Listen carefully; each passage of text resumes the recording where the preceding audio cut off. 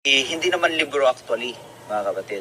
Dahil nung unang panahon ay kailan ay ang gamit nila yung tinatawag na scroll. Yung scroll di nalukot nga pagbasaan. At yung libro kami nagslayat nga yung tayo nga libro iti Bible. Okay, the book compilation na niya sa naibind. Yan dito yung word nga book dito, it's more than han nga adya kasla yung makikita tayo nga book libro, no dikit written historical record. Yan. Dahil di kayo nang sa uwin kakabsa. Okay, so no, kung ating napapansin, dito sa chapter 5 mga kapatid, ay meron pong 10 generations. From Adam hanggang kay Noah.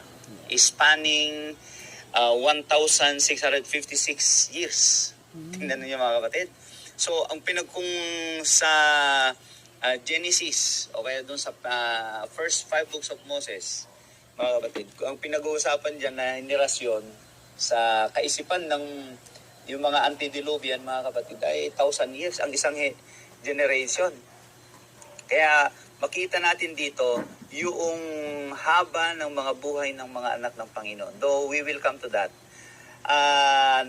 Yung mga 10 generations na ito ay dito sa Genesis chapter 5 ay nagmula kay Adam, okay, kay Seth, and then sumunod si Enos, and then si Kainan o Kinan, si Mahalalel, okay, si Jared, si Enoch, then Methuselah, Lamech, and then si Noah.